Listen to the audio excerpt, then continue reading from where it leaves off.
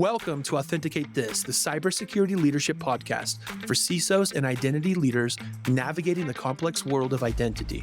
From real-life breaches to internal missteps and everything in between, we bring you authentic stories, hard-earned lessons, and actionable insights to help you lead with confidence when chaos strikes.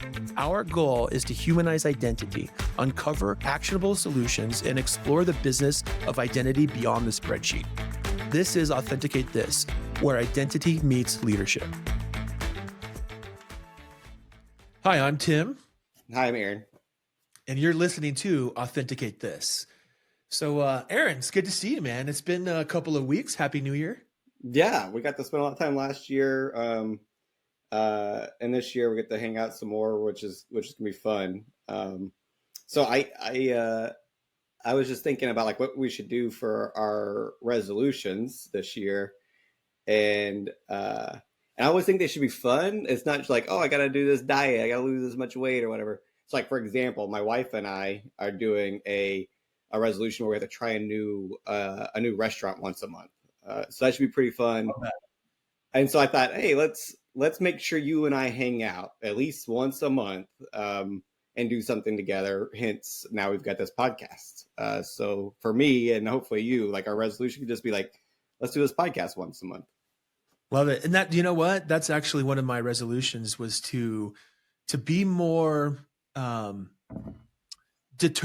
more determined to focus on the human side of identity, right? And that's the whole purpose of this podcast, is to humanize identity and to dig into it. So I'm stoked that I get to see you once a month at a minimum for these recordings. And we have a lot of guests lined up, but that's one of my biggest resolutions. So again, you know, it's been a minute. I saw you at Gartner. We learned a lot at Gartner, and I saw you at Bandon Dunes also. Oh yeah, man. A lot of good golf. We had a lot of good shots, a lot of fun times, but the best story I felt like was the whole tsunami warning. What do you think about that, man? That was nuts. You know, actually that's a great leeway into kind of where we're going to go with this podcast, because that story perfectly illustrates, you know, people and how people react. So yeah. Let me jump into it. So here's how it goes. There's 12 of us. There's 12 players, and we were playing a practice round at a new course called Shorties. We're at Bandon Dunes. It's on the coast, on a cliff, over the Pacific Ocean, kind of near the Oregon-California border. Beautiful. Absolutely beautiful. It's early December. And you know, this time of year, we don't typically have bright sunny days with no wind on the Oregon coast. But this was probably the best December day I've ever seen weather-wise for the Oregon coast.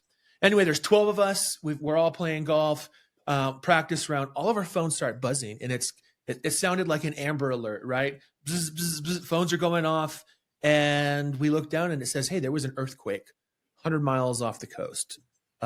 Okay, whatever that means. Like, we felt fine, but kind of our radar was going off a little bit. And then a few minutes later, we got another message, and all of our phones went off again. Amber Alert. Doesn't matter if you wanted the alerts or not, they were coming to our phones. And it said there was a tsunami imminent, right? And we all started to look around. It was a little nerve-wracking, like, okay, there's a tsunami coming. Like, there was an earthquake, tsunami. We look out, the ocean's flat. There's no waves. There's no wind. It's sunny. It's perfect, right? But what do we do? And so there were a few of us, we started to react a little differently. A few of us were like, come on, like, there's no issues here. And then we're a couple that were fear-based and started to get nervous, right? Like one guy, Brian, he's literally looking for the high ground in the trees. He's like, we got to get to the trees quickly. And then there was a couple of you that were logic-based. Aaron, I'll kind of put you into that boat where you pulled up your phone and you're like, hey, the average height of a wave during a tsunami is 100 feet. And we're 120 feet on this cliff, so we're probably okay. But then the most interesting thing happened. Like, we're all debating, trying to figure out what we do. Then the sirens go off. And this, for me, was new, right? We've all had alerts on our phone. They're jarring, whatever. But when the sirens went off, it became real, right? And that's when Brian almost literally started to run for the trees, like, what is happening here? And so I think that perfectly illustrates the three types of people, right? You've got this logic-based group that are using data and information to make choices. You've got the fear-based group that are making bad decisions because of it's fear-based, or they're overreacting. And then you have the group of apathy, right? The guys that just don't care. That were teeing up a ball like, hey, let's finish this round of golf. And so if I die, I want to die playing golf at Bandon Dunes. I'm pretty sure that was one of the quotes. That's right. Like, hey, if I'm going down, this is the place to go out, right? But it's interesting, right? So you have these three types of people. These are all business professionals, and they all reacted to a very, very real and potential threat completely differently, right? Now, obviously, you and I are here. There was no tsunami. There was no giant wave. It was a false alarm. However, the way that we reacted is very much like how the people and the humans within our customers and the companies that we all work for react when there's a real breach, a potential breach, or a false alarm.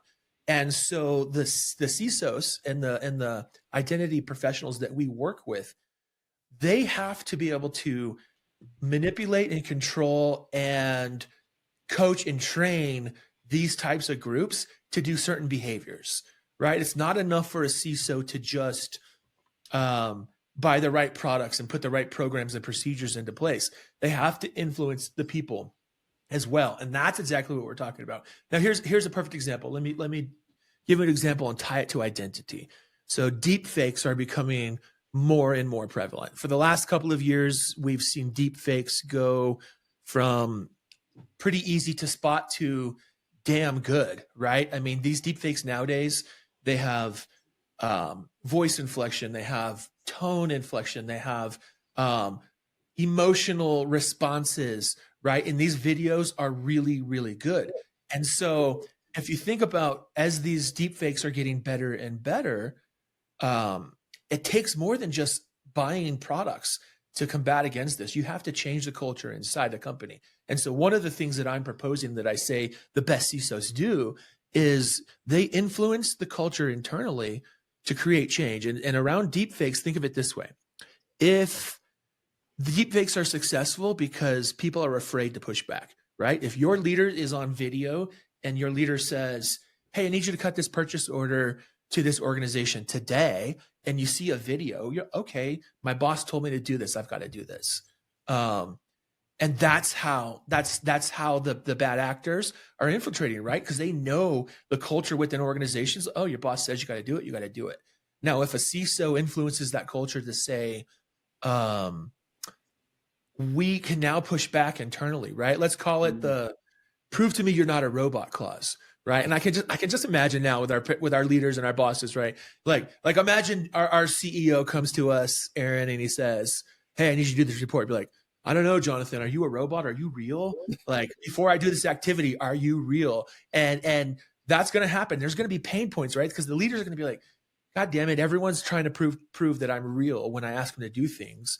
However, the outcome is just as good, right? The outcome for the CISO is like, hey, fewer and fewer breaches, right? And if they happen, they're less impactful. And, throwing tools and processes is absolutely necessary. And by the way, I'm not poo-pooing all over that, because you and I make a living by selling and deploying and managing identity tools. Mm-hmm. However, the CISOs that we work with, the very, very best ones, are the most successful because they influence the human culture internally. Right. And the outcomes are the same. It's harder to measure, but the outcomes are the same. And so that's the purpose of this podcast, right? We're going to talk about the human aspect and the human element and how to influence and change company culture internally. And we have a lineup of CISOs and identity professionals. They're going to talk just about that. And the passion that they bring, it's actually very similar to your passion, Aaron. And when we first met, I know 5 or 6 years ago, one of the things I noticed was how passionate you are about identity. Where does that passion come from? Okay. So I'm pretty passionate about identity, but not for the reasons you'd probably expect. A lot of people love the tools. I think like security is very important, but a lot of people love playing the defensive game. To me, I'll tell you where I started. And that sort of leads to the rest of this. And that is, just like many people in cybersecurity, I didn't major in cybersecurity. I actually majored in theatrical lighting design. I wanted to go do lighting. By the way, your lighting in your office looks amazing. You're on the Millennial Falcon, right? Yeah, it is. Yeah, it's I just landed from space. Cold trip from Hoth. It's snowing. It's snowing outside. It's pretty nice. But yeah, so as doing the lighting design, it's a lot of the same problems we have in identity. Is you've got to do stuff really fast. It's all live, which means you've got to deal with humans. There's low budget, so you can only spend so much, and so in order to solve these problems, you have to build in. You have to have like tools to help do things faster, and you have to have processes that can be predictive in problems. So you're forecasting, or you're trying to imagine a problem, and you're pre-solving it before it could even show up. You're always going to have something that surprises you, right? But you can cover 80% of stuff. A lot of that is also true in identity. And when I think about those problems, it always comes down to the human aspect. If everything was ones and zeros, everything integrated well, I'd be fine. Even in tooling, people think about, for the tooling, I just need to go connect it to system X. Well, in order to connect it to system X, I have to work with other security professionals on my team. I have to go work with the business. That business has their own objectives to generate revenue. So in order to get down, I have to go up. I have to go talk to my director, my VP, my CISO, who's got to go talk to their business line, C-suite, and work back down. It just becomes this whole political thing that if you don't understand people and you don't understand how your business or what drives and motivates your business, that simple integration never happens. And that's what I'm passionate about, is how do I bridge gaps inside of an enterprise so that we can make those very simple ones and zeros connect. Yeah, no, I love that. I love the passion. I can feel it. Yeah, love it. We're going to get the same type of passion or even more unique stories from our customers, right? Who are coming in and going to help us kind of articulate some of this with real world examples. Do you have any learning experiences recent? I don't know. Let's just say failure stories, right? One of my favorite types of stories is a failure story, because it's actually a success story hidden, right? Where tell the story where we made a mistake, or we made something bad happened, we failed, but we changed, we grew, and we built a process to not fail again. Do you have, those are my favorite. Do you have any stories off the cuff you like to tell? Yeah. I have plenty about professional ones that I've probably learned, but I'll do a client one because it probably resonates with some folks listening in a little bit better. And I want to note too what you said about failure stories. I've always been one to say, let's learn from other people's experiences. It's the best shortcut in life, right? You don't have to wait till you make your own failures. Learn from them, as you often say, like you just said, it's a success story. So let me shortcut stuff. So here's a good example of a lesson to learn, so you can shortcut it and look like a hero later. I was working with a client who brought me in after this whole issue. I was talking to a CISO who just spent millions of dollars to go implement a PAM solution, a tool, and in services, and they didn't go live. And here's why. So I get this call. We come in and do this mini, just sort of business operational sort of assessment on identity for them. And he tells me, like, we just deployed this PAM tool, or we deployed it a year ago, or intended to deploy it a year ago, I should say.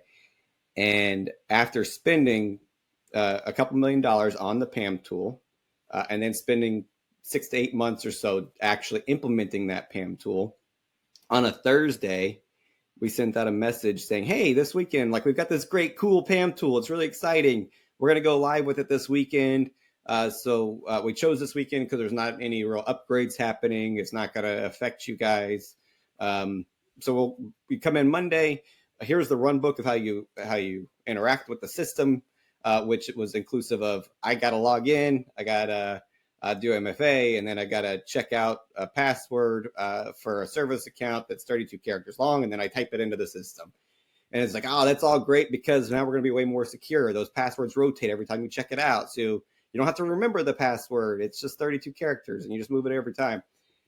And and those of like the 200 or so folks in IT and security that email went to, 150 of them by noon Friday, so less than 24 hours later, had signed a petition saying, if you go live with this weekend, we will not show up to work on Monday. Wow. Okay, so the CISO's job is hard enough, right? They've got to choose the right tools. They've got to implement those tools, procedures, policies. But if they don't get the people on their side, they can't be successful. No, they can't. So what was the outcome? What happened? Well, because it's the millions of dollars. It's the trust you've lost in your team because they're like, oh, you just do this. It's you just got all this buy-in from your leadership to spend the millions of dollars. And in this case, it was around regulations, like, oh, we have to do this with privileged accounts, so it's fine. But the lack of communication early on prevented them from being successful. So when we came in, we're like, look, it's harder. It's certainly a lot harder to rebuild something after rebuild trust and with folks. This was a lesson for this CISO. This has been, I don't know, probably 5+ years now, maybe longer than that, where the CISO is very focused on mandating security. This is security. We have to do this. So everybody has to go and figure it out. The lesson the CISO learned, I think, was, okay, yes, sometimes we have to do something. And it's a requirement, either it's a regulatory requirement, it's a security practice because it's going to help us save monies on breaches, protect our clients' information, X, Y, Z. But if I can communicate the why we have to do this and to think about how do I make it as frictionless and as simple for my end users who are using these systems as possible. If I think about the people first, it becomes a lot easier story.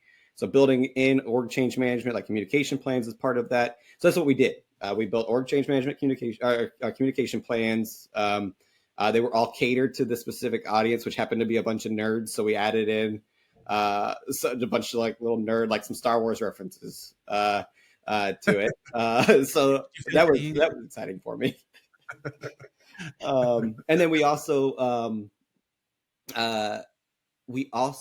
adjusted how the system was deployed. We did focus on the number of service accounts they had and the privileges assigned to them. We did some amount of shared accounts, and I shouldn't say like it's not shared where we're sharing passwords. We instead used jump hosts.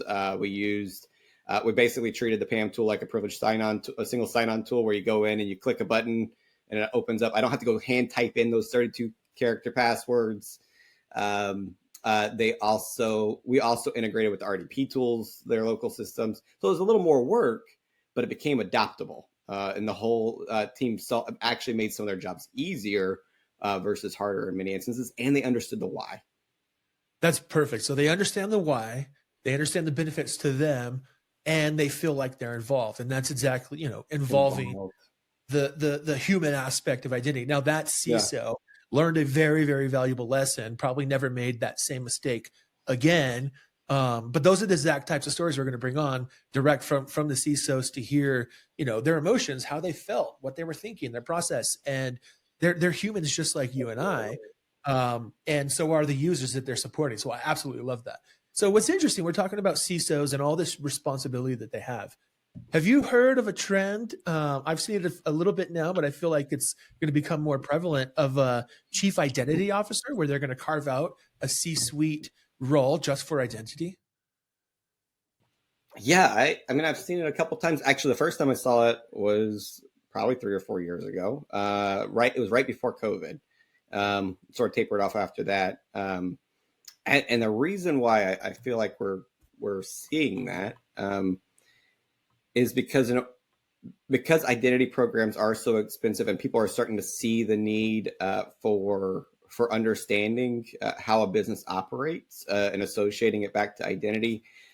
We are also seeing it because CISOs, they have so much on their plates, right? And identity is not small. You've got to focus on physical security. You've got to networks, everything, right? So you've got infrastructure. So you've got so much on your plate as a CISO, that focusing on the changes for identity is also hard.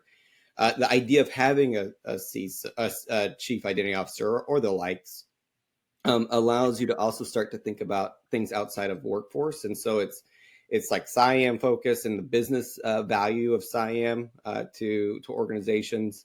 You get this chief identity officer working directly with chief product officers and chief marketing officers to help with customer journeys. All of that leads to better or more funding for identity, probably better usage of that funding, more adoption within an organization, because you've got a true like top down understanding as well as the bottom up understanding within an enterprise. Better integration or understanding from an applications as new applications get onboarded into an enterprise. You can think about identity as a service operating for your enterprise versus just mandating identity needs. So the list goes on, right? As part of that. That's a cool trend. I hope to see more and more of that. And we are starting to see more and more of that. That's awesome.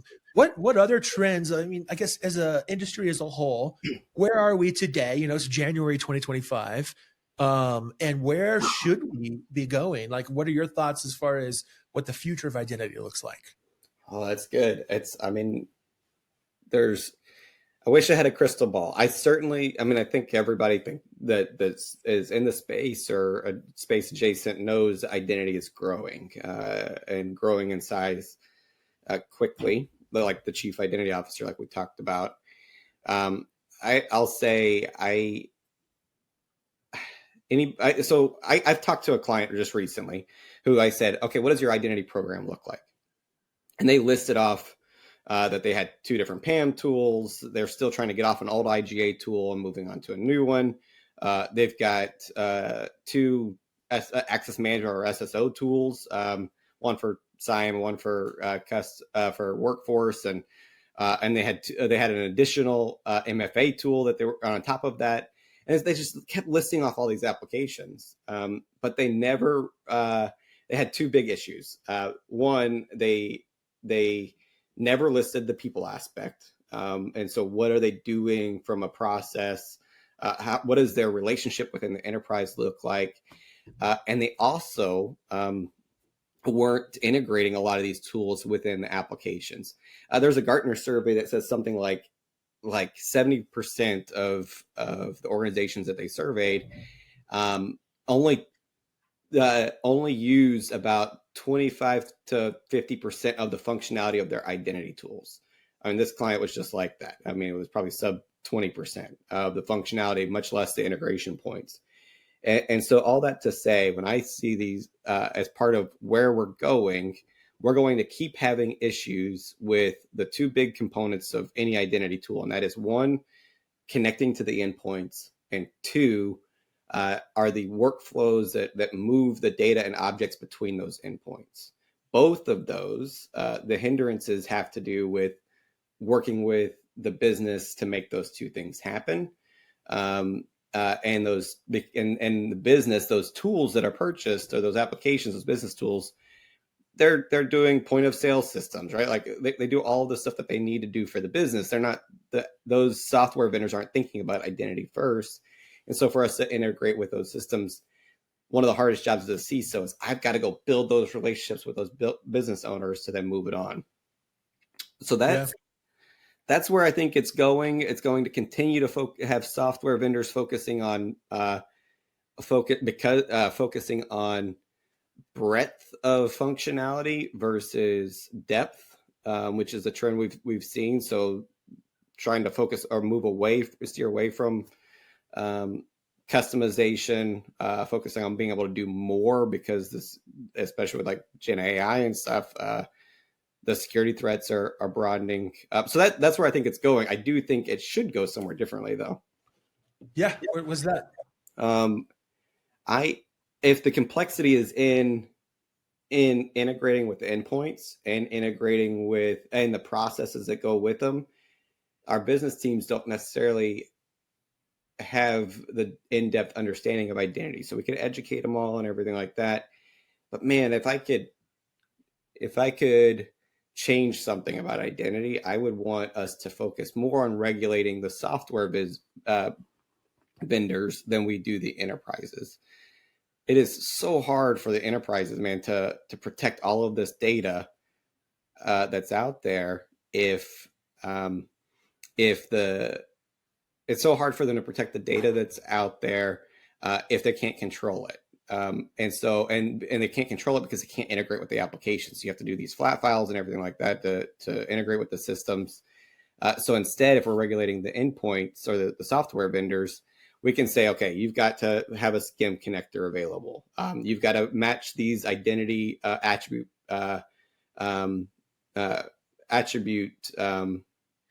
standards, right? So here's how I have my data. Here's how I can control it. Here's what the data should look like. The biggest thing is authorization models need to be simplified.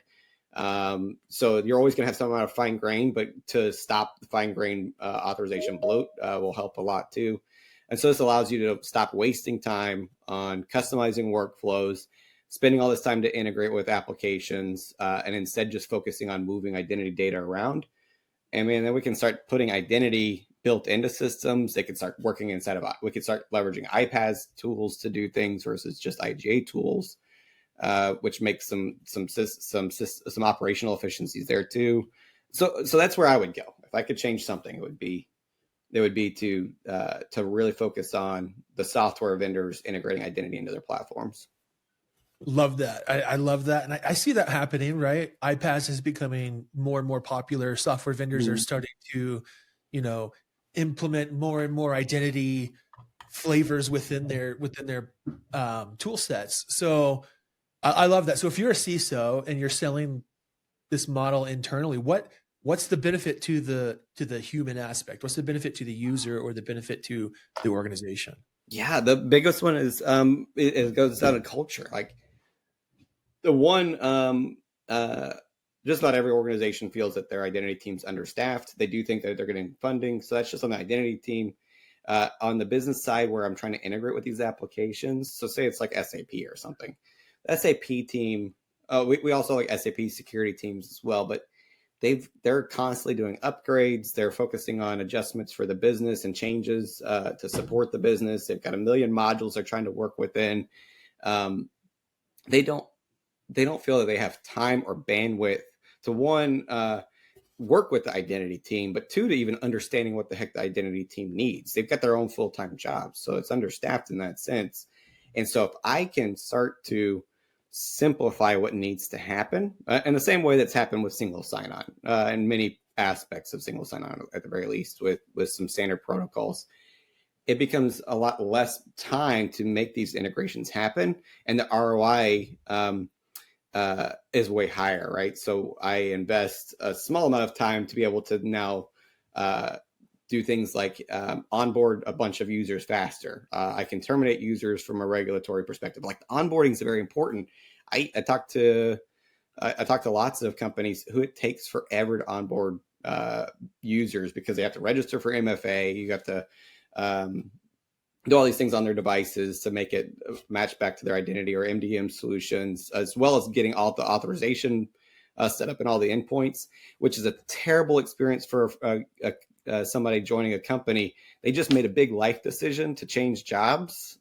And the first thing they do is it takes them 2 weeks to even start their job. And they're just worried about like providing value. And so they start a new job, unable to do it and afraid that they just made the wrong life decision and it's going to impact their families. And so all of these things tie back into the human element and the culture of an enterprise if you're not simplifying identity. I love that. I mean, imagine a CISO going in and selling that internally, right? Like a CISO can speak to a business leaders and say, your guys are starting and they're 2 weeks in and they haven't kicked off their job yet, right? Yeah. Like the most important moment for momentum with a new employee is day one. It's day one. Yeah. We call them, there's a great book called the influencers, and they call them keeners. They're just the people who are keen. They're excited about starting their job. And so there's another good thing about that book too. We could talk about probably on a future podcast, but it is, how do you find the influencers like in your organization? Who are the people that are the loudest? Either they are those people who are fearful, they're logical, apathetic, like we talked about in your messaging earlier, but it is those that others listen to impact the culture of the enterprise the most. And so that's a struggle a lot of CISOs have, is how do I get the person who is the naysayer, the loudest that everybody hears, that impacts the culture the most, on my side, so I can get them to move on, or I can get the enterprise to move on in the right direction. Sometimes that's in your own C-suite, man. It's just not just the doers every day. So Yeah, and that's why the very, very best CISOs do that well. It's not easy. It's not an easy task to influence those people, right? Especially the extremes, the logic, the fear, and the apathy-based people. It's not easy. No, I don't know. I think the CISO is a tough job. I love working with CISOs, man, but I don't know that I could do it. I'm very excited to talk to some more on this podcast around just their personal experiences. So many of them are afraid. I mean, they all have, like, as part of their like packages, often have some kind of insurance for themselves, right? For if a breach happens, how does that impact them and their personal lives? I mean, CISOs have got a tough gig, man, and it's getting harder. It is. But that's part of the reason why we're doing this podcast, is to bring in the human side, because I believe that's the hardest part, right? CISOs have a lot of tools and resources at their disposal, industry experts and subject matter experts, all these things. They have access to anyone they want, but what they really genuinely need is help with the people side. Yeah. And with some of the CISOs, hopefully the first one we're bringing in is really good at that. She's amazing. I can't wait.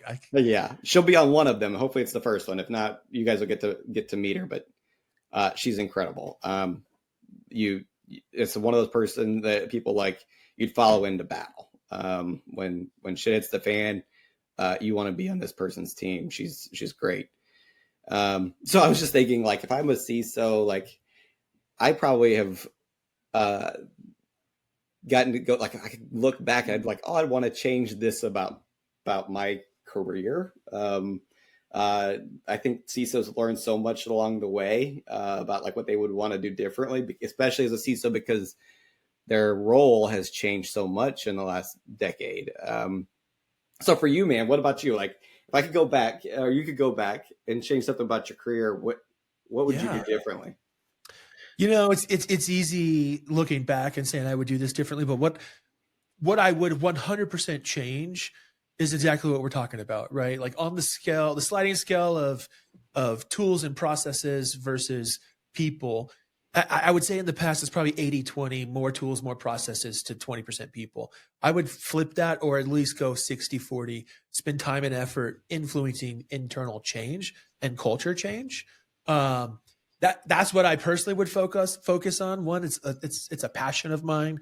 Two, it gives the same or similar results without having to spend all the money, right? And so, right. Again, CISOs have to do more with less, and I think starting that way is the best way to go. Yeah, I like the doing more with less, because it's almost like what you're doing is preventing rework. I can't tell you the number of times.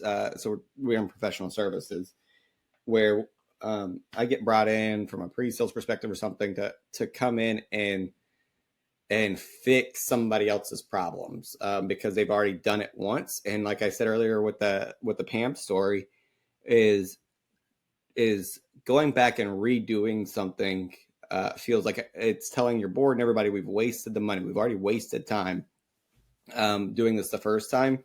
How do I change that narrative and be able to proceed forward? How do I learn from people's experience the first time? Stuff like that. So it's certainly difficult to not think about it where I am trying to solve the old problems first. I also think about it as almost flipped from you. So you say like you want to do the human stuff first. I feel like I've almost only focused on the humans, and maybe it's because it's not natural. Like I'm like, oh, tools are cool, so let me focus on the humans instead.